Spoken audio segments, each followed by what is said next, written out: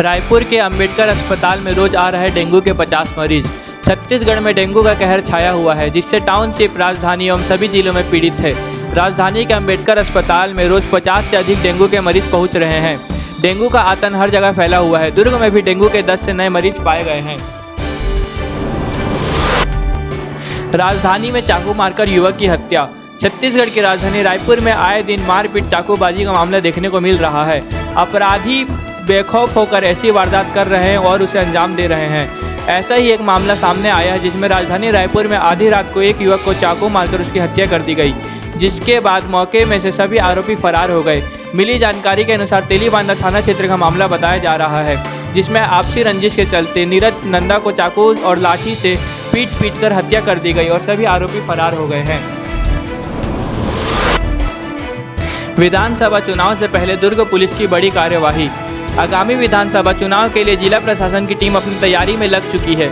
इसी क्रम में दुर्ग पुलिस के एडिशनल एसपी संजय ध्रुव के द्वारा जिले के सभी गुंडे बदमाशों का समन किया गया, जिसके अंतर्गत उन्हें समझाइश दी गई और सभी अवैध हथियारों को जब्त करने का भी प्लान बनाया गया है।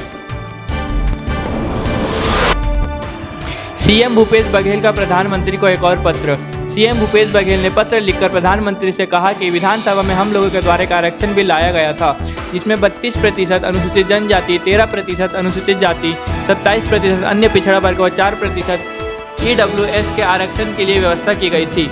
सब मिलाकर राज्य में 76% आरक्षण व्यवस्था लागू करने का प्रस्ताव पारित किया गया है।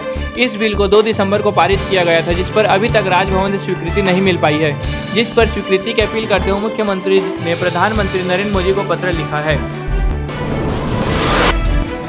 कांग्रेस की 45 उम्मीदवारों की सूची तैयार। सितंबर के पहले सप्ताह में हो सकती है सूची जारी। छत्तीसगढ़ विधानसभा के लिए बीजेपी ने अपनी पहली लिस्ट जारी कर चुकी है एवं दूसरी लिस्ट पर मंथन चल रहा है और कांग्रेस के द्वारा भी अपनी पहली लिस्ट सितंबर के पहले हफ्ते में घोषणा करने का ऐलान कर दिया जा चुका है। ऐसा पहली बार हो रहा है कि चुनाव के 2 महीने पहले यह पार्टियां अपने उम्मीदवारों की सूचियां जारी कर रही है। ऐसा माना जा रहा है कि सितंबर के पहले हफ्ते में छत्तीसगढ़ की 45 और मध्य प्रदेश की 100 विधानसभा सीटों पर कांग्रेस अपने उम्मीदवारों की सूची का ऐलान करेगी। छत्तीसगढ़ की सबसे तेज व सटीक समाचार जानने के लिए चैनल को सब्सक्राइब करें। हाई कोर्ट के आदेश पर सुप्रीम कोर्ट ने लगाई रोक। सहायक शिक्षक भर्ती परीक्षा में शामिल बीएड परीक्षार्थियों को हाई कोर्ट ने पात्र घोषित कर दिया है, जिस पर सुप्रीम कोर्ट ने विशेष अवकाश याचिका पर सुनवाई करते हुए हाई कोर्ट के फैसले पर रोक लगा दी है। जस्टिस एस बोपन्ना व जस्टिस प्रशांत कुमार मिश्रा की डिवीजन बेंच ने हाई कोर्ट के निर्णय पर रोक लगाने के साथ ही बीएड परीक्षा को सहायक शिक्षक भर्ती परीक्षा का पात्र मानते हुए राज्य शासन को प्रक्रिया जारी करने के निर्देश दिए गए हैं। हरिशंकर ने अपने वकील के जरिए छत्तीसगढ़ हाई कोर्ट के फैसले को चुनौती देते हुए सुप्रीम कोर्ट में याचिका दायर की थी। इसके बाद हाई कोर्ट के फैसले पर रोक लगा दी गई है। केंद्रीय मंत्री अमित शाह का छत्तीसगढ़ दौरा। केंद्रीय मंत्री अमित शाह 31 अगस्त को छत्तीसगढ़ दौरे पर आएंगे, जिसमें वह छत्तीसगढ़ के वरिष्ठ नेताओं के साथ बैठक करेंगे। छत्तीसगढ़ में विधानसभा चुनाव होने वाले हैं, इसके कारण सभी केंद्रीय मंत्रियों का छत्तीसगढ़ में आना जाना लगा हुआ है। इसी क्रम में केंद्रीय गृह मंत्री का छत्तीसगढ़ दौरा है, जिस पर वह चुनाव की तैयारी की समीक्षा के लिए छत्तीसगढ़ आएंगे। इसके बाद बीजेपी की दूसरी सूची आने की संभावना बताई जा रही है। कांग्रेस ने विधानसभा चुनाव को जीतने के लिए बनाई रणनीति। बीजेपी को 4 मुद्दों पर घेरने की तैयारी कर रही कांग्रेस। छत्तीसगढ़ में आगामी विधानसभा चुनाव को लेकर सभी राजनीतिक पार्टी सक्रिय हो चुकी है। इसी क्रम में मुख्यमंत्री भूपेश बघेल, पीसीसी चीफ दीपक बैज प्रदेश कांग्रेस भवन पहुंचे, जहां उन्होंने चुनावी रणनीति बनाई, जिसके अंतर्गत प्रमुख 4 मुद्दों पर बीजेपी को घेरने की तैयारी की जा रही है, जिसमें रेलवे, महंगाई, अडानी व नगर नार टेंडर प्रमुख मुद्दा बताया जा रहा है। कांकेर में अपने 2 देवर के साथ मिलकर भाभी ने की हत्या। कांकेर जिले के नक्सली प्रभावित क्षेत्र गोंडाहुर में भाभी ने अपने 2 देवर के साथ मिलकर एक युवक को मौत के घाट उतार दिया। घटना के पीछे अवैध संबंध की बात सामने आई है। पुलिस ने दोनों देवरों को गिरफ्तार कर लिया है। महिला फरार है। नवदीप पांडे के पिता नकुल पांडे ने अपने पुत्र की गुमशुदगी की रिपोर्ट दर्ज करवाई थी, जिसकी तलाश करने जुटी पुलिस को खेत में बुरी हालत में इसकी लाश बरामद की।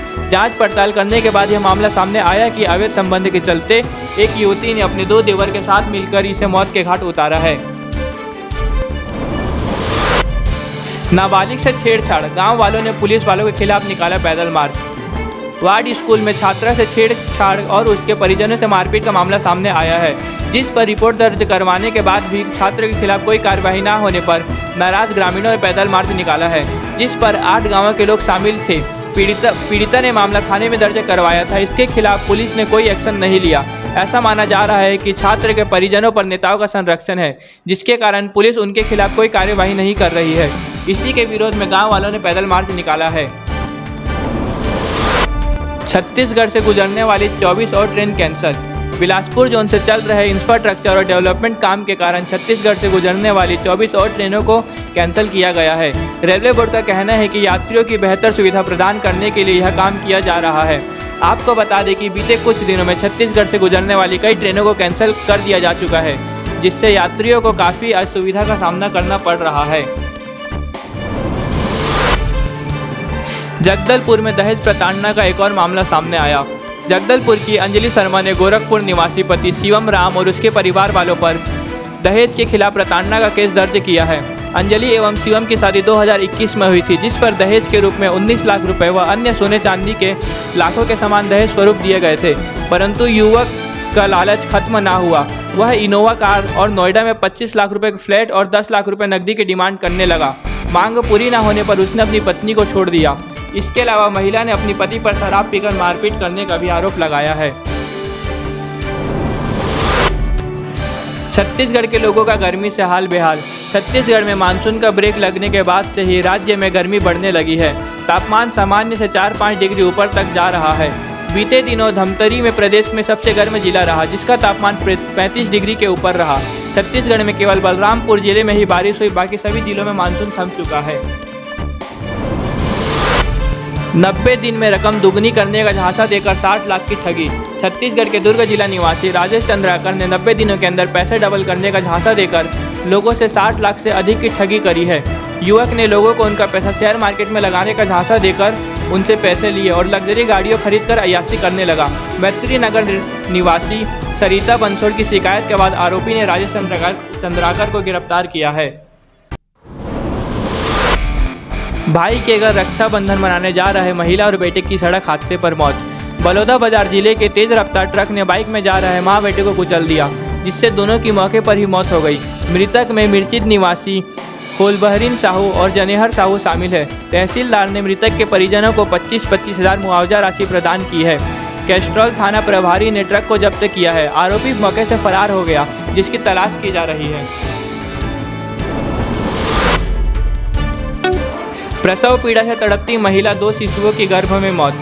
सरगुजा जिले में सामुदायिक स्वास्थ्य केंद्र सीतापुर में इलाज के अभाव के कारण 2 शिशुओं के गर्भ में ही मौत हो गई। गर्भवती महिला ने 2 शिशु को मृत पैदा हुए। परिजनों ने डॉक्टर और नर्सों की लापरवाही का आरोप लगाते हुए जमकर हंगामा मचाया। आपको बता दें कि स्वास्थ्य कर्मचारी पिछले हफ्ते भर से अनिश्चितकालीन हड़ताल पर है, जिसके कारण लोगों को मुसीबत का सामना करना पड़ रहा है। एशिया कप का आज से आगाज। एशिया कप की शुरुआत आज से की जा रही है, जिसका पहला मैच पाकिस्तान और नेपाल के बीच खेला जाएगा। आपको बता दें कि इस बार एशिया कप में 6 टीमें हिस्सा ले रही है, जिनमें को 2 ग्रुपों में बांटा गया है। ग्रुप ए में इंडिया, पाकिस्तान और नेपाल, वह ग्रुप बी में बांग्लादेश, श्रीलंका और अफगानिस्तान को शामिल किया गया है। 2 सितंबर को भारत अपने शुरुआती मुकाबले में पाकिस्तान से भिड़ेगी। कश्मीर में होगी इस बार की मिस वर्ल्ड प्रतियोगिता। भारत को 27 साल के बाद मिस वर्ल्ड की मेजबानी मिली है, जिसका आयोजन भारत के कश्मीर में किया जाएगा। इस प्रतियोगिता में 140 देशों की सुंदरियां भाग लेंगी। पहली बार भारत ने 1996 में मिस वर्ल्ड प्रतियोगिता की मेजबानी की थी, जो बेंगलोर में कराई गई थी। 200 रुपये सस्ती हुई रसोई गैस सिलेंडर। इस वर्ष से कई राज्यों में विधानसभा चुनाव होने हैं। इसके पहले केंद्र सरकार द्वारा रसोई गैस सिलेंडर के दामों पर 200 रुपये की कमी की गई है। इस पहल से आम जनता को थोड़ी राहत मिलने की संभावना है। अब गैस सिलेंडर लेने पर लोगों के खाते में 200 रुपये की सब्सिडी वापस आएगी। लोकसभा और विधानसभा चुनाव अकेले लड़ेगी बसपा, मायावती। बहुजन समाज पार्टी की सुप्रीमो मायावती ने कहा कि उनकी पार्टी 5 राज्य में इस साल होने वाले विधानसभा चुनाव और 2024 लोकसभा चुनाव में अकेले लड़ेगी। विपक्षी दलों के इंडिया गठबंधन की मुंबई बैठक के एक दिन पहले इसका ऐलान कर यह साफ हो गया है कि बहुजन समाज पार्टी विपक्षी गठबंधन का हिस्सा नहीं बनेगी। इंटरनेशनल रेसलर रौनक ने काटी हाथ की नस। इंटरनेशनल रेसलर रौनक गोलिया और उसके पति अंकित गुड़िया के खिलाफ दिल्ली के तिहाड़ जेल के जेलर दीपक शर्मा ने ठगी का केस दर्ज करवाया है, जिससे परेशान होकर रौनक गोलिया ने सुसाइड की कोशिश की। उसने अपने हाथ की नस काट ली। नस काटने से पहले इंस्टाग्राम अकाउंट पर वीडियो शेयर किया, जिसमें उसने खुद को बेकसूर बताते हुए कहा कि मैं किसी के साथ किसी भी तरह की ठगी नहीं की है। बीजेपी की पूर्व महिला विधायक का मौजूदा कांग्रेस विधायक पर गंभीर आरोप।